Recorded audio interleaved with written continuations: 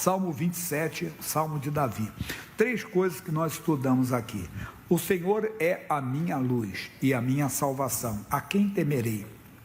O Senhor é a força da minha vida, de quem me recearei?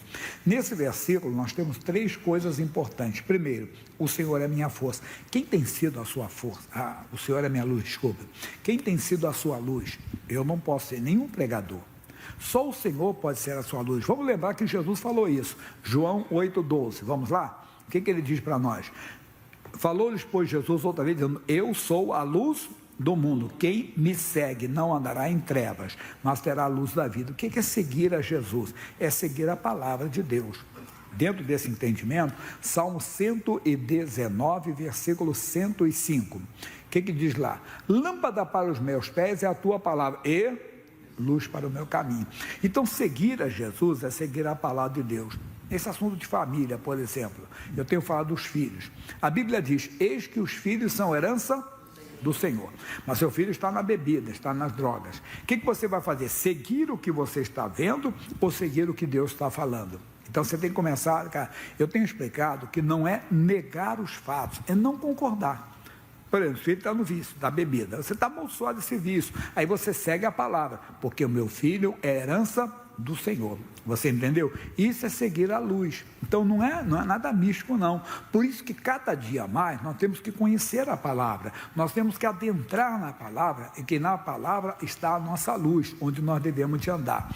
No Provérbios 4,18 diz que a vereda dos justos é como a luz da aurora, que vai brilhando mais e mais até ser dia perfeito. Quer dizer, esse brilho que tem que ter na nossa casa. Como é que eu consigo? A cada dia que eu vivo a palavra, que você vive a palavra, que você assume a palavra, não só por você, mas também pelo próximo, o brilho de Deus vai aparecer na sua vida, vai aparecer isso vai refletir na sua família. Eu fiquei nos outros cultos. A Bíblia fala em João capítulo 3, versículo 30. O que diz lá? Eu tenho estudado com o povo. Então assim, é necessário que ele cresça e que eu diminua. Quem está falando isso aqui, pessoal? É João Batista. Ele está falando de quem? De Jesus. Então, importa que Jesus cresça e que eu diminua. Mas não é diferente conosco, não. É importante porque quem está em Cristo é nova criatura. Então, quando você tem que apresentar a nova criatura e diminuir a velha até ela assumir, como é que eu consigo? À medida que eu vou vivendo a palavra de Deus, o brilho de Deus vai aparecendo mais e aquilo que era trevas vai desaparecendo. A ciência diz: não existem trevas, existe ausência de luz. Não está errado, muito não. Entende? Então, quando não se tem a palavra, as trevas dominam, assustam, intimidam. Mas quando você tem a palavra de Deus, então o brilho de Deus aparece. Isso é importante. Senão, pessoal, parece que nós estamos enxugando gelo. O que é isso? É inútil, né? Parece que estamos fazendo buraco na água. É inútil. O que quer dizer? Estamos orando, mas não está acontecendo. Você ora aqui comigo e diz: demônio, sai em nome de Jesus. Ô espírito mau, vai embora em nome de Jesus. E nada acontece. Mas por quê? Talvez o diabo até saia. O missionário R.R. Soares, ele explica: quando você dá uma ordem, o demônio sai em nome de Jesus, ele sai. Não, tem dia que não sai, sai sempre. Só que naquele momento ali, vamos dizer assim, frações de segundos, é como se não tivesse saído. Aí você diz: eu acho que eu não orei direito. Não, é porque encontrou uma brecha, voltou, porque tem esse esconderijo, que são essas atitudes que o cristão toma, porque ele falta a palavra, ele falta a luz, então as trevas ficam, falta a revelação da palavra. Por exemplo, eu tenho explicado, a Bíblia diz: não devemos difamar o próximo às escondidas. Mas constantemente estamos falando mal do próximo aí, falando mal de uma autoridade, não estamos xingando esse filho do diabo. Eu falei que é palavrão de crente. Crente não fala o palavrão que eles falam lá fora, mas fica falando assim: esse filho do diabo, esse filho do cão, esse miserável, não sei o quê. Não pode, amigo. Nós temos que aprender. Mas pastor, você pode não concordar com a pessoa, mas não amaldiçoar a pessoa, não xingar a pessoa, entende? Nós podemos repreender as atitudes da pessoa, mas não falar mal da pessoa. Isso é só um comentário rápido. Então, ele é a minha luz, ele tem que ser a sua luz. Segunda coisa que ele vai dizer aqui: o Senhor é a minha salvação. Não existe salvação fora do Senhor. Olha o que diz aqui a Bíblia Sagrada. Isso primeiro você vai ver João 14,6. Vamos lá. Disse-lhe Jesus: eu sou o caminho e a verdade e a vida. Ninguém veio ao Pai senão por mim. Então não existe outro caminho. O aqui não é a vogal, é artigo definido. Então Jesus não tem outro caminho, só ele é o caminho. Mas o Pedro, numa ousadia, diante das autoridades religiosas daquela época, ele falou uma coisa forte, em Atos capítulo 4, versículo 12. O que ele diz? Em nenhum outro há salvação, porque também debaixo do céu nenhum outro nome há dado entre os homens pela qual devamos ser salvos. Então não há salvação fora dele. Ele deve ser a sua salvação, a salvação da sua família. Se é sua, deve ser da sua casa, porque está escrito, Atos 16, 31. E eles disseram, crê no Senhor Jesus Cristo, vamos lá, e serás salvo tu e a tua casa. Então a salvação é para toda a sua casa. Terceira coisa que ele vai dizer para nós aqui, o que? Ele diz assim, o Senhor é a força da minha vida, de quem me recearei? Davi entendeu, quem escreve isso é Davi. Quando Davi se ofereceu para lutar com o gigante Golias, o Saul tentou tirar aquilo dele. Não, você é um garoto ainda, mas aí ele contou as experiências. Olha, eu já matei um leão, já matei um urso. Aí ele disse, o Senhor me livrou da mão do leão e do urso. O Senhor me livrará desse incircunciso filisteu, mostrando que a força não era dele, era do Senhor.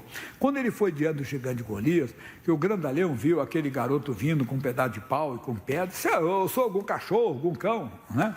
Para vir a mim com um pedaço de pau. O Davi falou para ele assim, 1 Samuel 17, 45, olha o que ele diz. Ele diz assim, Davi, porém, disse ao filisteu, tu vens a mim com espada e com lança e com escudo, porém eu vou a ti em o nome do Senhor dos exércitos, o Deus dos exércitos de Israel, a quem tens afrontado. Davi entendeu sobre isso, nós temos que entender também. No Salmo 18, no versículo 37, ele fala um pouco sobre o assunto também. Ele diz assim, persegui os meus inimigos, alcancei, não voltei senão depois de os ter consumido. Por quê? Porque tinha a força de Deus com ele. Então, pegue isso, o Senhor deve ser a sua força. Quando você tem essa força, aí você pode enfrentar lutas, batalhas. Lembra no versículo que é muito citado por nós, e no meio evangélico é muito citado, até mesmo o pessoal do esporte usa muito esse versículo, que é Filipenses 4:13. Posso todas as coisas naquele, mas se ele não te fortalece, você não pode. Você pode enfrentar lutas e não se abater. Então, você pode enfrentar qualquer adversário e não se intimidar, porque ele te fortalece, então você enfrenta. Por isso que Davi pôde enfrentar aquele inimigo, porque ele estava fortalecido pelo Senhor. Se fortalece, como é que eu me fortaleço? Se alimentando da palavra, vivendo a palavra, amando a palavra. Bem, até aqui foi, agora nós vamos para frente. E ele diz assim, quando os malvados, meus adversários, meus inimigos, investiram contra mim, para comer a minha carne, tropeçaram e caíram. Não adianta, quem se levantar contra você será envergonhado. A Bíblia diz sobre isso. Vamos lá para Isaías capítulo 41, versículo 10, mas é o 11, mas eu vou ler o 10 também. O 10, todo mundo gosta do 10, olha como é que você gosta, quer ver? Vamos lá, não temas porque eu sou contigo, não te assombres porque eu sou teu Deus, eu te esforço, te ajudo e te sustento com a destra da minha justiça. Olha o 11, eis que envergonhados e confundidos serão todos que se irritarem contra ti, tornar-se-ão-naus, que contenderem contigo perecerão. Quero fazer aqui guerra santa não, mas imagine só, o pessoal da feitiçaria, o cara da feiticeiro, pega o seu nome e põe lá, Jaime de Amorim Campos, leva lá para o terreiro, para não sei onde. Eu brinco assim, vai botar na boca do sapo, coitado do sapo, vai morrer, irmão. Entende? Vai ser envergonhado. Por quê? Porque maior é o que está em nós. Nós não temos que temer. Agora, brincadeira à parte, isso acontece mesmo. No mundo espiritual, o diabo é envergonhado, irmão. Não tem, pode ter certeza disso. Não existe força estranha que possa nos dominar. Pelo contrário, o Senhor nos deu poder para anular ou desfazer ou envergonhar toda a força do diabo. Onde está escrito isso? Lucas capítulo 10, versículo 19. Olha como é que tem isso assim. Eis que vos dou poder para pisar serpentes e escorpiões. Quando fala serpente e escorpião, são símbolos do inferno do diabo, né? Agora, o que vai dizer assim? Quando fala pisar, é humilhar mesmo. Já viu o pessoal? Aquele cara é muito chato, aquele cara é meio esquisito, aquele cara pisa muito nos outros. Pisa quer dizer o quê? Humilha, né? humilha muitas pessoas, humilha muitos outros, não sei o quê. Nós temos capacidade de humilhar o diabo. Não é só de expulsar, não, de pisar, que é de humilhar o diabo. Nós temos essa capacidade. E diz assim, e toda o quê? Força do inimigo. Então, qualquer que seja a força do diabo, não vai conseguir destruir a mim nem a você. E nada vos fará dano algum. Não tem esse negócio de efeito colateral, que aquilo ali vai produzir um efeito. Não tem, não existe isso. Não existe efeito colateral na vida do cristão. Nós temos autoridade para pisar serpentes, e nada nos fará dano algum. Quer dizer, não tem represália, não tenha vergonha. 3, ainda que um exército me cercasse. Tem horas que é um exército. O que é isso? Problema no lar, problema na família, problema no trabalho, não acontece isso. Parece que tem dia que é um exército, que o diabo te cerca por todos os lados, te cerca, um exército do inferno, mas não teme. Ele diz assim, ainda que um exército me cercasse, o meu coração não temeria, entenda, ainda que a guerra se levantasse contra mim, nele confiaria. Isso que é bonito. Nós não podemos tremer ou temer no dia da adversidade. Por quê? Volta para o primeiro versículo. Porque ele é a sua luz, ele é o seu salvador e ele é a sua força. Então você não tem que se intimidar, você não tem que se acovardar diante de qualquer batalha, diante de qualquer adversidade. Você tem um Deus. Agora eu pergunto, você pode dizer que ele é o seu Deus? Quando é que você diz que ele é o seu Deus? Quando você vive com ele. Eu tenho falado aqui, parece um tom de brincadeira, mas é verdade. Ele não é o gênio da lâmpada, aquela lenda de um ser poderoso que estava engarrafado dentro de uma lâmpada, de uma garrafa, e quando ele saía dali, o dono daquela lâmpada, ele realizava os desejos daquela pessoa, né? Ele realizava os desejos daquela pessoa. Isso nunca existiu. Mas tem gente que parece que trata Deus assim. Quando ele precisa de uma coisa, ele vai lá e tira Deus da lâmpada. Ele tira Deus, entenda bem, do descanso dele. Deus, estou precisando disso. Mas no dia a dia, ele não tem Deus. Aqui que vem a batalha. Aí nós vamos sair do 27 para o 91. O que diz o Salmo 91? Vamos lá. Aquele que, o que, pessoal? Habita.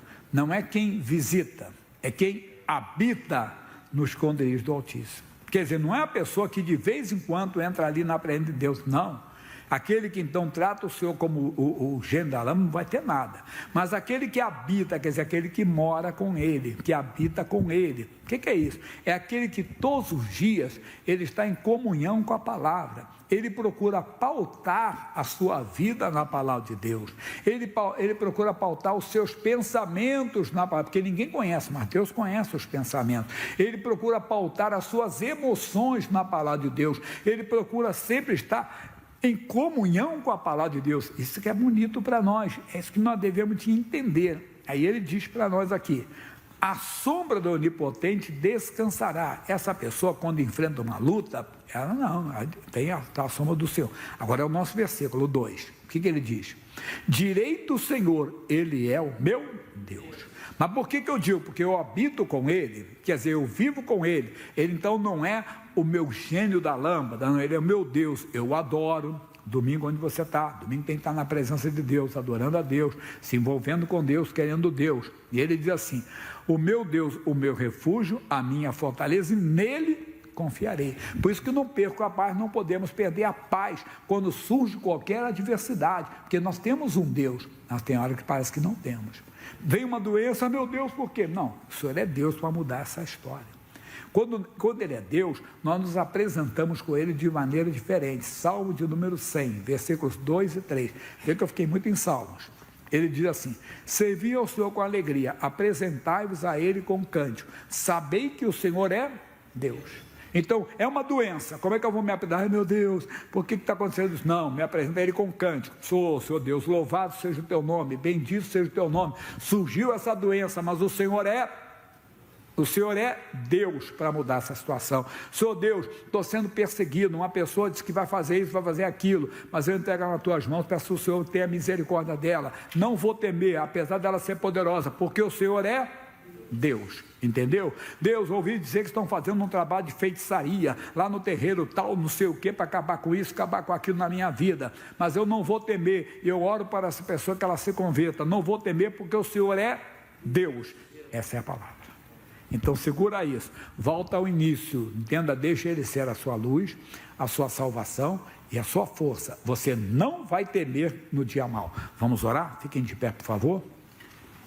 Se você ainda não convidou Jesus para entrar na sua vida, convide. Você tem que crer no coração que Jesus morreu pelos seus pecados. Você tem que crer no coração que Jesus ressuscitou dentre os mortos. E você deve dizer para ele: Jesus, me salva, e ele vai te salvar. Se você ainda não tem a salvação, porque, amigo, o tempo passa rápido, nós vamos embora um dia. Quanto tempo eu vou ficar aqui, eu não sei, entenda. Eu tive pessoa na minha família, minha mãe beirou 94, 2 dias antes de 94. Tem gente que foi com 97, tem gente que vai com mais. Não importa o tempo, importa é você estar na glória quando você fechar os olhos aqui. Aceite Jesus, feche os olhos e fale para ele: Jesus, eu que te quero, me salva.